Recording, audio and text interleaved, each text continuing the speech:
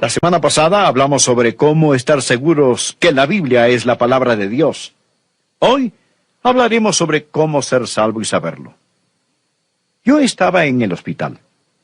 Una mujer estaba muriendo, su familia ahí con ella. Una ocasión tan triste y difícil. Alguien mencionó que ella no estaba lista para morir porque no conocía al Señor, no era salva.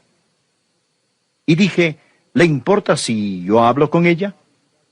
Con amabilidad y cortesía, me acerqué a la señora y le dije, Señora, quiero hablarle sobre el Señor Jesucristo. ¿Le gustaría saber cómo puede estar segura de que va a ir al cielo?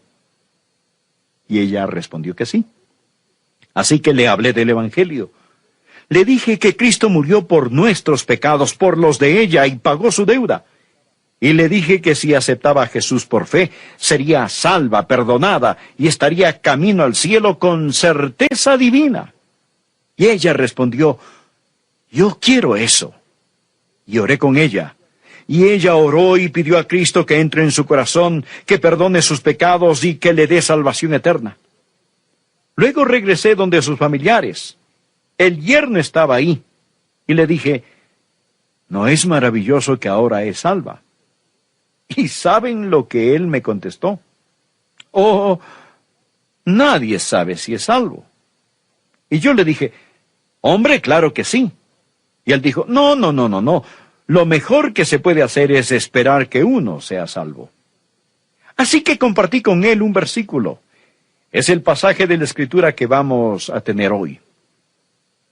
Quiero que busquen 1 de Juan capítulo 5 desde el versículo 11. Y este es el testimonio, que Dios nos ha dado vida eterna, y esta vida está en su Hijo. El que tiene al Hijo tiene la vida. El que no tiene al Hijo de Dios no tiene la vida. Y aquí el versículo, pongan mucha atención. Estas cosas os he escrito a vosotros que creéis en el nombre del Hijo de Dios para que... Deténgase aquí un momento. ¿Qué es lo que dice? Para que sepáis, para que sepáis que tenéis vida eterna. No creáis, no adivinéis, no esperéis, no presumáis, no penséis, no, sino sepáis con una certeza absoluta que tenéis vida eterna. Este privilegio es de todo cristiano. Por eso es tan importante que estén completamente seguros de que son salvos. La manera de ser salvos es creyendo que Jesús es el Cristo. Ese Jesús, y el nombre Jesús significa Salvador, es el Mesías. Creen eso, confían en eso. Y algo sucede y nacen de nuevo. Es así de simple, gloriosamente simple y simplemente glorioso. En Hechos 16, versículo 31, leemos algo interesante. Ellos dijeron, cree en el Señor Jesucristo y serás salvo. Amigos, no es nada tan alto que pocos puedan alcanzarlo. Es tan bajo que pocos bajan a él. Es tan claro, es tan simple. Somos salvos por fe en Jesucristo. La palabra creer no significa tan solo creencia intelectual. Los demonios creen así. Creer denota confianza y compromiso. Pienso que está claramente descrito en otro versículo y quisiera que lo busquen conmigo. Efesios capítulo 2, es tan claro, tan simple. Efesios capítulo 2, versículos 8 y 9. Dios lo hace abundantemente claro porque Él quiere que seamos salvos. Y aquí Dios nos dice no solo lo que nos salva, sino lo que no nos salva. Esto es lo que dice. Pongan atención. Porque por gracia sois salvos por medio de la fe, y esto no de vosotros, pues es don de Dios, no por obras para que nadie se gloríe. ¿Entendieron eso? No por obras para que nadie se gloríe. Él dice, porque por gracia sois salvos por medio de la fe, y esto no ¿de quién? No de vosotros. Pues aquí está el yo nuestro. De acuerdo, el yo no puede salvar. ¿Lo entienden? Y continúa diciendo, no por obras para que nadie se gloríe. Obras, obras, ahí lo tienen. El yo y las obras. ¿Ven que eso no salva? ¿Lo ven? El yo y las obras no salvan. Ahora, veamos lo que sigue. ¿Por qué? Por gracia. Por gracia sois salvos por medio de ¿qué? Por medio de la fe. Eso es todo. Les digo, es así de simple. Si caminan por las calles de cualquier ciudad y preguntaran a las personas, ¿son salvos y van rumbo al cielo? ¿Saben lo que la mayoría diría? Espero que sí. Creo que sí. Hago lo mejor que puedo. Yo y el hago obras lo mejor que puedo. ¿No es verdad? No en vano, la gente no tiene ninguna certeza. ¿Cómo tener certeza si depende de lo que uno hace? Yo no confiaría ni en los mejores minutos de mi vida para poder entrar en el cielo. Hago lo mejor que puedo. El yo y las obras. Ahora, en comparación con eso está lo que Dios dice. Dios dice aquí, porque por gracia. ¿Qué es gracia?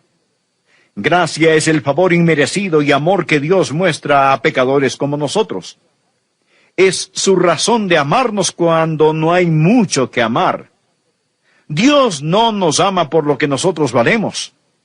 Tenemos valor porque Él nos ama por su gracia. Y por eso Jesús vino a morir. Dios muestra su amor para con nosotros en que siendo aún pecadores, Cristo murió por nosotros. Eso es gracia, su gracia asombrosa, porque por gracia sois salvos por medio de ¿qué? Por medio de la fe. Gracia. Definamos una vez más estas palabras. Gracia. Las riquezas de Dios a expensas de Cristo. Eso es gracia. ¿Entendido? Bueno, ¿y qué es fe? Fe es cuando renunciamos a todo y confiamos en Él. Fe no es creencia intelectual, eso es solo parte. Fe es confianza, compromiso, eso es lo que salva. Porque por gracia sois salvos por fe.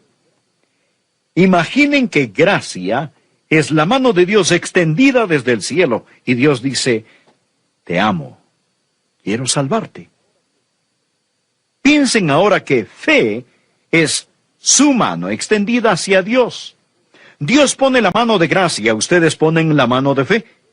Y cuando ponen su mano de fe en la mano de gracia de Dios, eso, mis amigos, eso es salvación. Porque por gracia sois salvos por medio de la fe. ¿Estamos de acuerdo? Ahora, dicho eso, quisiera preguntar, ¿cuál es el resultado? ¿O cuáles son las características del que nace otra vez? ¿Qué distinción tiene el creyente? Este pequeño libro de Primera de Juan fue escrito para dar certeza. Y la palabra sepáis, del verbo saber, se menciona casi 40 veces en esta epístola. Ahora él menciona maneras en que podemos saber que hemos nacido de nuevo. Voy a tomarlas todas y reducirlas a 3, porque básicamente las 40 se resumen en 3 cosas básicas. Y quiero que tomen una prueba, por así decirlo. ¿Están listos para esto? La prueba de la certeza, para saber si tienen o no el derecho de decir, sí, gloria a Dios, sé que soy salvo. La primera prueba es la del señorío. ¿Es Jesucristo el Señor de su vida? Veamos Primera de Juan, capítulo 2, desde el versículo 3. Y en esto sabemos que nosotros le conocemos si guardamos sus mandamientos. No dice que somos salvos si guardamos sus mandamientos. No. La salvación es un regalo de Dios. Dice que sabemos que le conocemos si guardamos sus mandamientos. El que dice, yo le conozco, y no guarda sus mandamientos, el tal es mentiroso y la verdad no está en él. Una cosa del apóstol Juan es que va directamente al grano. No hay nada esotérico aquí. Si dicen ser salvos, si dicen conocer a Dios sin guardar sus mandamientos, Dios dice que son mentirosos. Quizás dirán, pastor, no entiendo. ¿Quiere decir que si rompo uno de los mandamientos significa que no soy salvo? No estoy diciendo eso. Porque no hay nadie aquí que no ha pecado o fallado en algo de alguna manera después de ser salvos. ¿No es verdad? Todos lo hemos hecho y Juan lo sabe. Vean el capítulo 1, versículo 10. Si decimos que no hemos pecado, le hacemos a él mentiroso y su palabra no está en nosotros. Eso es tiempo pasado, ¿de acuerdo? Es tiempo pasado. Pero en el capítulo 2, versículo 1 dice, hijitos míos, estas cosas os escribo para que no pequéis. Esa es la regla, no pequéis. Pero dice, y si alguno ha pecado, abogado tenemos para con el Padre a Jesucristo el justo. Dice que es posible, es probable que pequemos y necesitemos un abogado. Necesitemos que Jesús venga y nos ayude y nos limpie de nuestro pecado. Y luego dice en el versículo 3, y en esto sabemos que nosotros le conocemos si guardamos sus mandamientos. A la final, ¿cuál es la respuesta? Por una parte, la Biblia dice que sabemos que somos salvos si guardamos sus mandamientos. Por otra parte, dice que es probable que pequemos. La clave es la palabra guardar. Miren la palabra guardar en el capítulo 2, versículo 3. Sabemos que le conocemos si guardamos sus mandamientos. Para nosotros, como hijos de Dios, sus mandamientos son nuestra guía, la meta de nuestras vidas. No deseamos salir de rumbo. Sí, a veces nos arrastra el viento, sí, a veces no miramos las estrellas, cierto, a veces fallamos, y hay veces que a lo mejor navegamos mal, pero el gran deseo de nuestra vida es guardar los mandamientos de Dios, y Juan dice, si no tienen ese deseo, necesitan ser salvos. Ahora viene la segunda prueba. Hay la prueba del señorío, y la segunda prueba, en Primera de Juan, es la de la fraternidad, la prueba de la fraternidad. Permítanme mostrarles lo que dice Juan sobre esto. En Primera de Juan, capítulo 3, versículo 14. Sabemos, otra vez la palabrita, sabemos que hemos pasado de muerte a vida en que amamos a los hermanos. El que no ama a su hermano permanece en muerte. Es lo que dice Juan. Y ahora pasemos a Primera de Juan, capítulo 4, verso 20. Si alguno dice yo amo a Dios y aborrece a su hermano, es mentiroso. Pues el que no ama a su hermano a quien ha visto, ¿cómo puede amar a Dios a quien no ha visto? Y nosotros tenemos en este mandamiento de él, el que ama a Dios, ame también a su hermano. Y en el capítulo 5, versículo 1, todo aquel que cree que Jesús es el Cristo es nacido de Dios, y todo aquel que ama al que engendró, es decir, el que ama al Padre, ama también al que ha sido engendrado por él.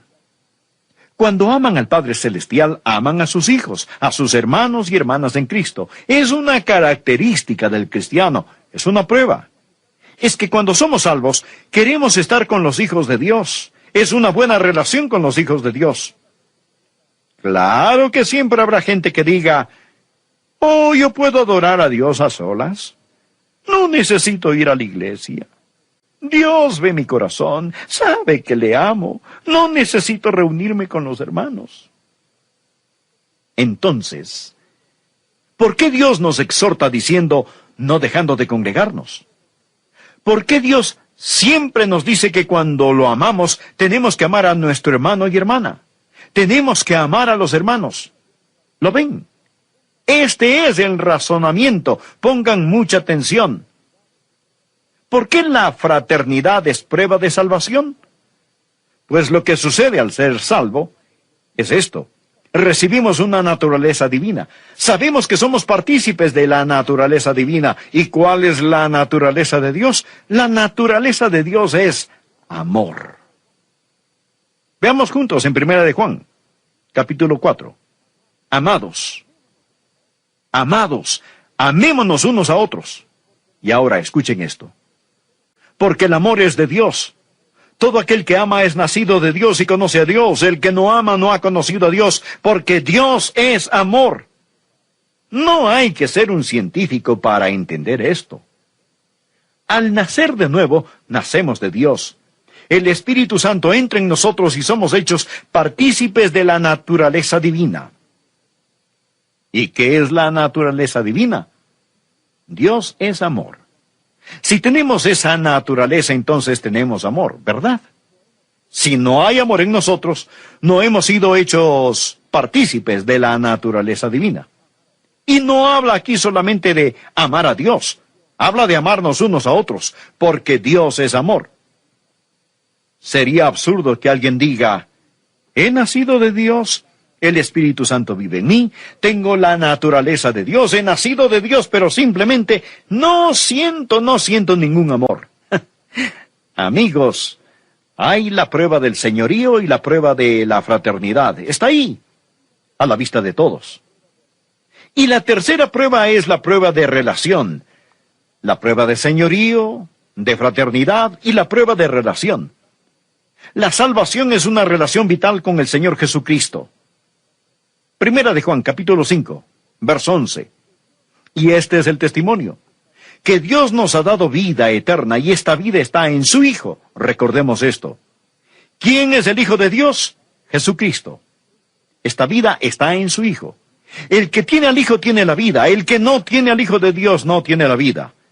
Estas cosas os he escrito a vosotros que creéis en el nombre del Hijo de Dios, para que sepáis que tenéis vida eterna y para que creáis en el nombre del Hijo de Dios. Aquí se está hablando de una relación con Jesús.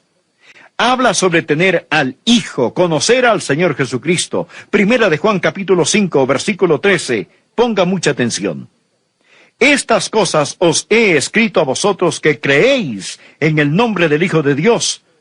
No dice, estas cosas os he escrito a vosotros que creíais. Tiempo pasado. No, esto es tiempo presente.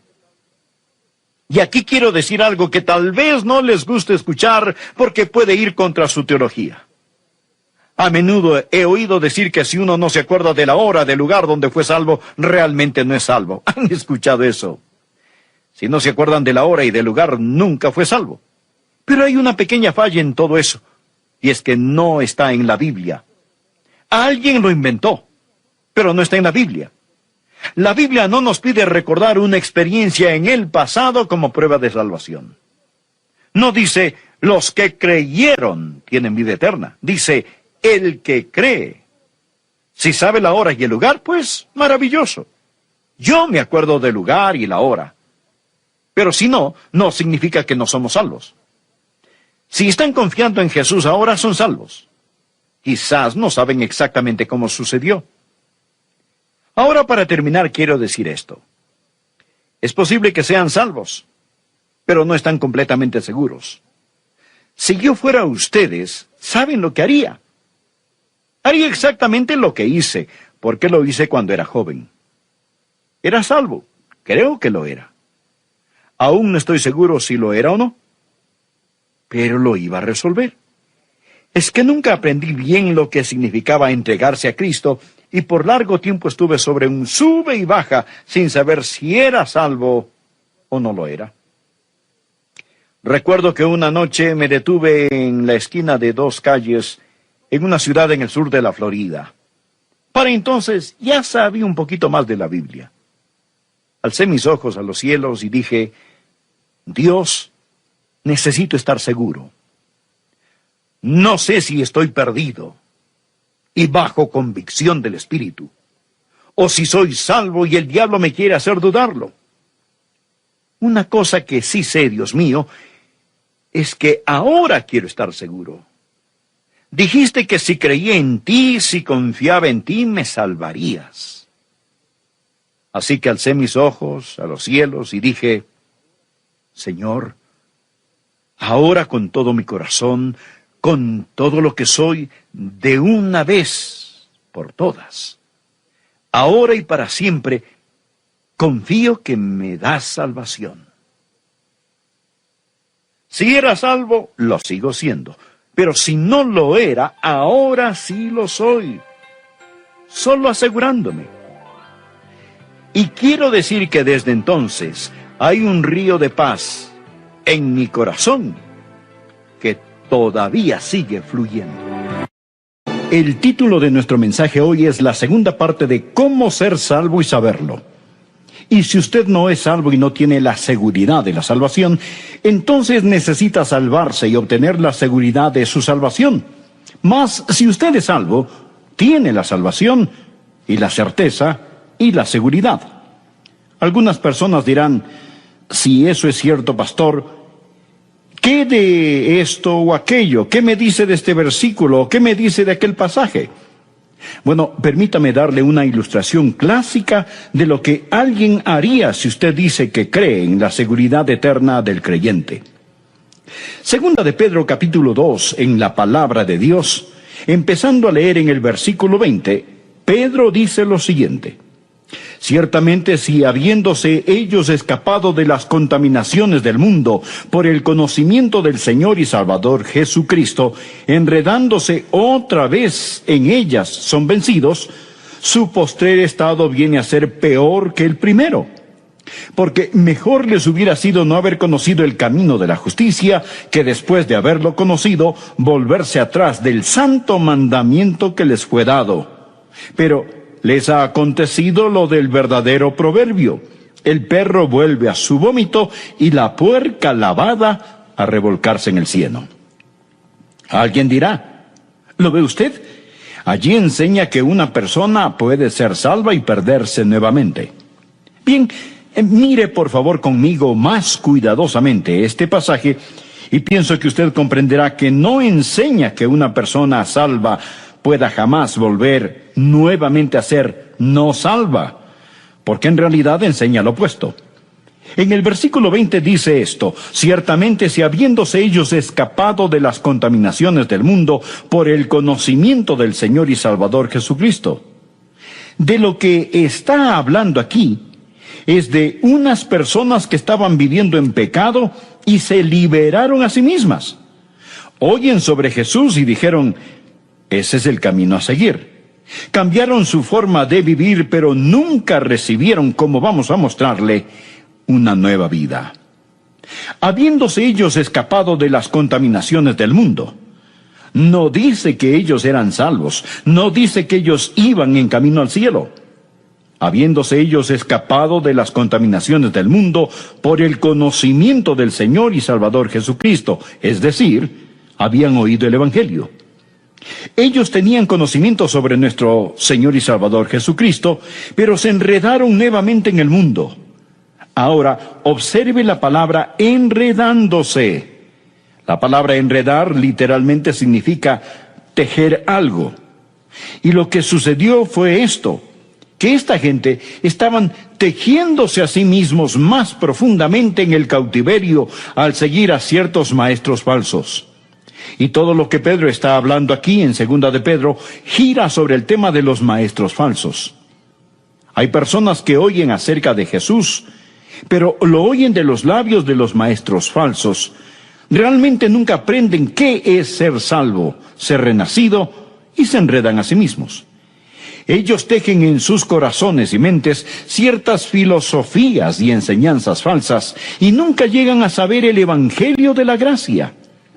Se meten a sí mismos más profundamente en el cautiverio por medio de los maestros falsos. Y cuando hacen esto, terminan en peores condiciones que al principio, antes de haber oído sobre Jesús. Ahora aquí tenemos un principio, escúchelo. Los que viven en la verdad se hacen más y más libres.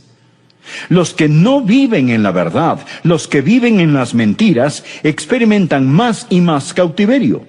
Bien, aquí está la enseñanza. La reformación sin la transformación conduce a mayor degradación y condenación final. Creo que esto vale la pena que lo repita, escúchelo. La reformación sin la transformación conduce a mayor degradación y condenación final. El ejemplo clásico es el de Judas Iscariote. Jesús dijo referente a Judas, más le valdría a ese hombre no haber nacido.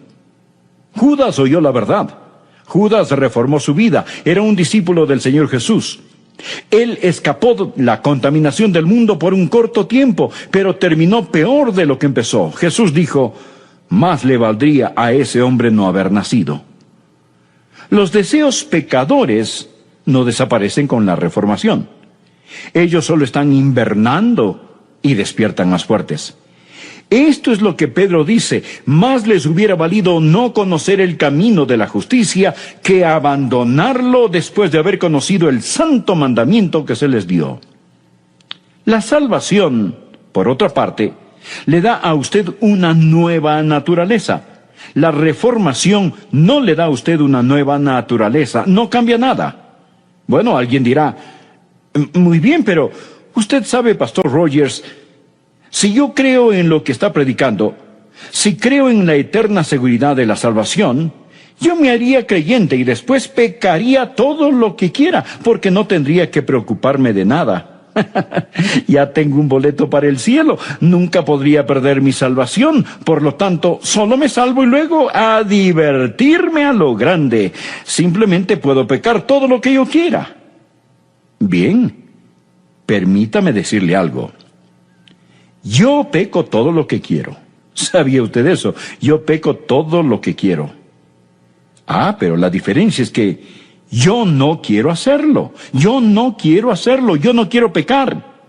Nada me haría más feliz que saber que nunca pecaría otra vez. Si hubiera algún tipo de contrato que yo pudiera firmar que dijera que sería imposible de ahora en adelante para mí pecar, creo que lo firmaría este mismo instante, pero lo que sí sé es que yo no quiero pecar. Y si usted tiene la idea de que la seguridad eterna de la salvación es de alguna forma una licencia para pecar, ¿sabe usted cuál es su problema? Usted probablemente necesita salvarse. Verá, necesita deseos totalmente nuevos. Usted necesita deseos totalmente nuevos. Usted necesita nacer nuevamente. Esta gente de la cual está Pedro hablando se había reformado, pero nunca se había regenerado. Muy bien, veamos otro versículo. Busque Mateo capítulo 24. Este es otro pasaje que la gente frecuentemente utiliza para tratar de probar que una vez que somos salvos podemos perder nuestra salvación. Mateo capítulo 24, versículo 11, dice lo siguiente: y muchos falsos profetas se levantarán y engañarán a muchos. Y por haberse multiplicado la maldad, el amor de muchos se enfriará, mas el que persevere hasta el fin, éste será salvo. Alguien podrá ver en este versículo, mostrárselo en su cara y dirá, ¿no lo ve usted? Que para que usted pueda ser salvo tiene que mantenerse firme hasta el fin. Amigo, es asombroso cómo la gente le da vuelta a las cosas 180 grados fuera de enfoque. Dicen que para que usted pueda ser salvo tiene que perseverar hasta el fin. Pero Dios enseña aquí que para que usted pueda perseverar hasta el fin, tiene que ser salvo. Es todo lo que Él está diciendo. Usted desea saber quién es salvo. Los que perseveran son quienes son salvos. Ellos no son salvos porque perseveran. Más bien, perseveran porque son salvos. Ahora, simplemente tomen sus Biblias y miren en Juan capítulo 6, versículo 64.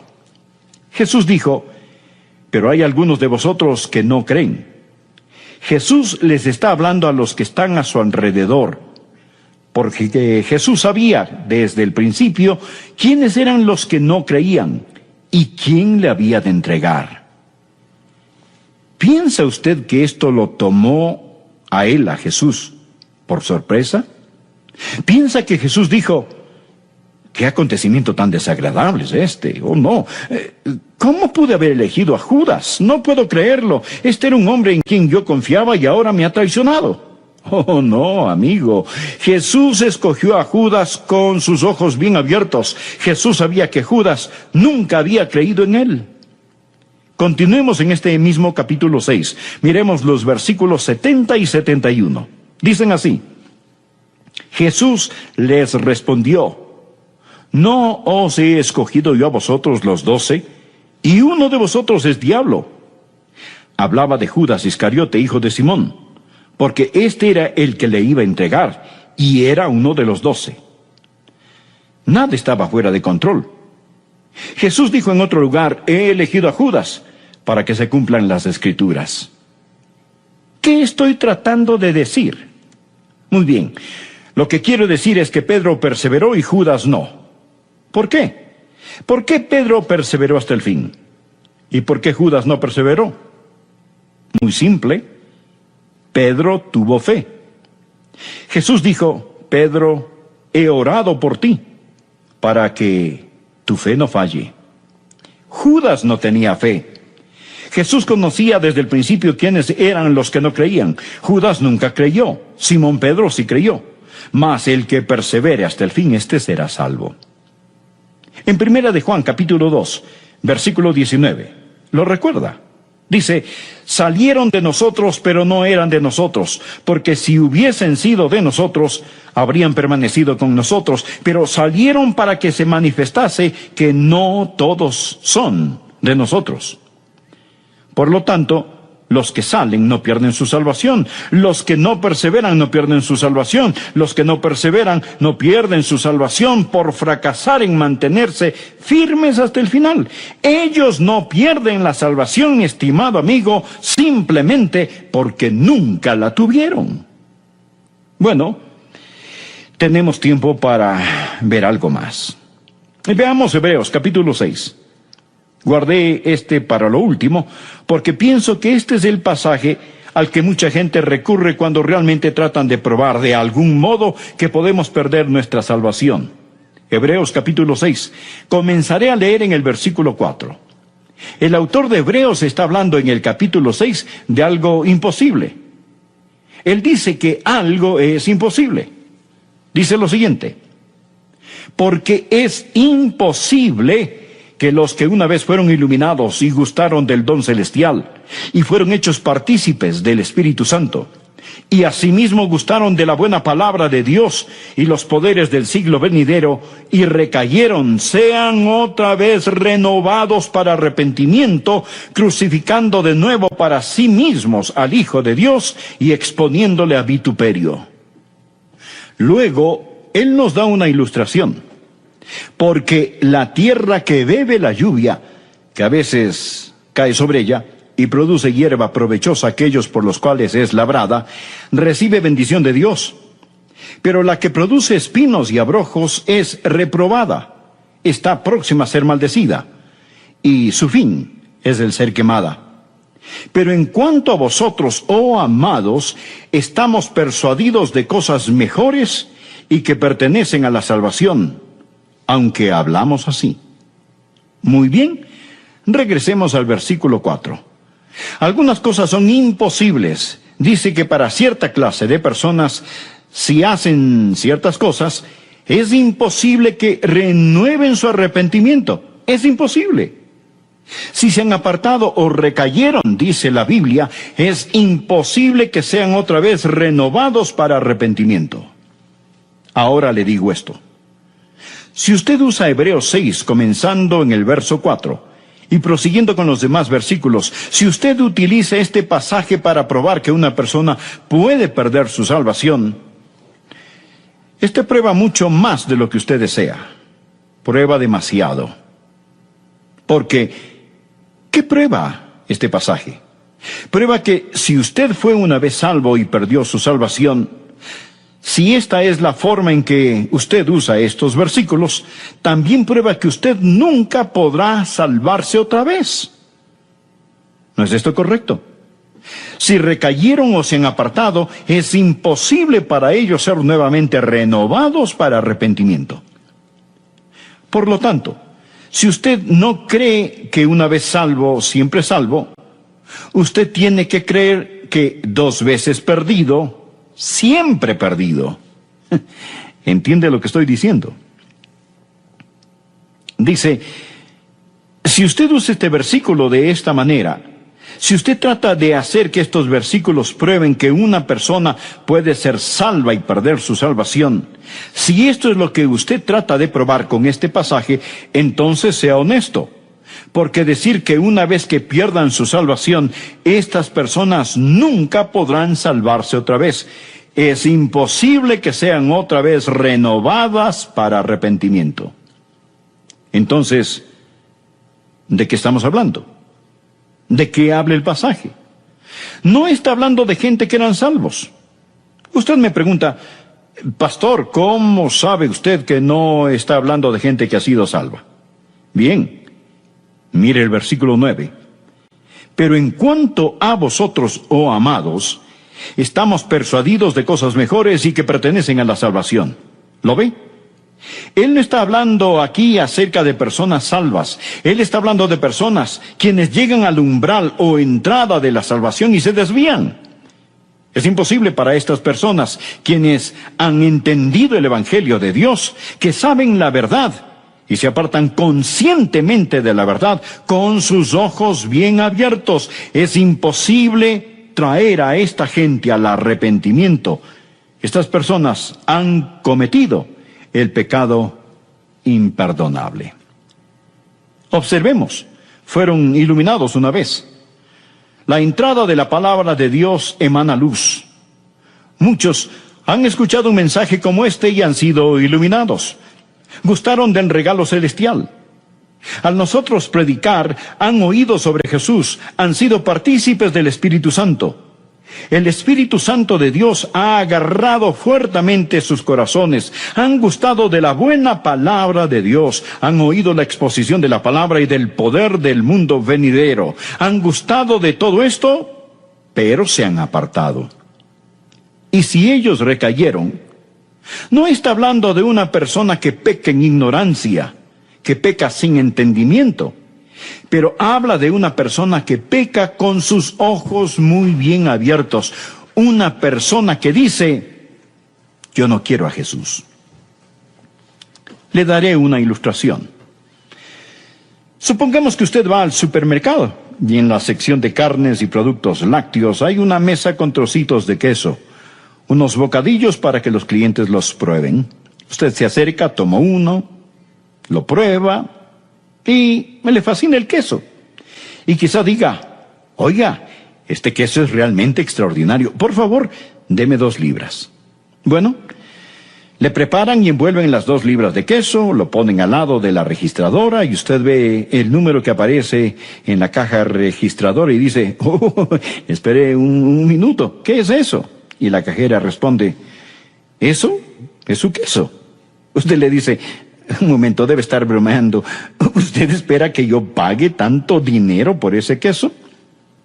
Ella le dice, señor, es una clase de queso muy difícil de conseguir. Es un queso importado, es un queso muy caro. Pensé que usted lo quería. Usted le dice, bueno, sí, yo lo quería, pero no sabía que costara tanto. Ahora no lo quiero. Aquí tenemos a un individuo quien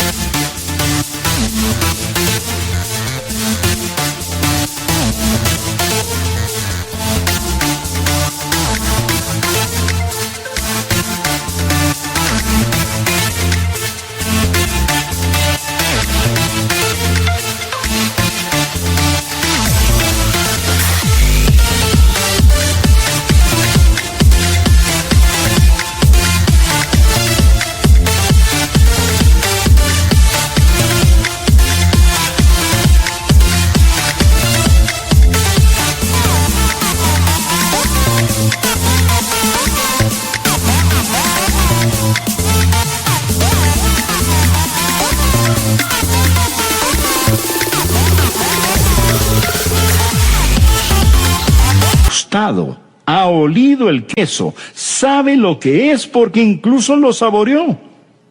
Él está consciente exactamente de lo que está haciendo, pero él dice, yo no pagaré ese precio, y se va.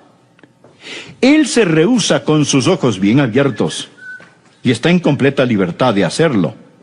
Ese es su privilegio.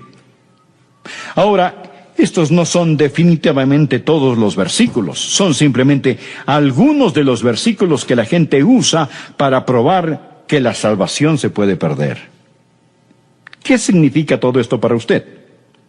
Bien, si usted es un hijo de Dios y sabe que es salvo, regocíjese, regocíjese. Descanse en el amor de Dios. Sírvale con gratitud. Sírvale.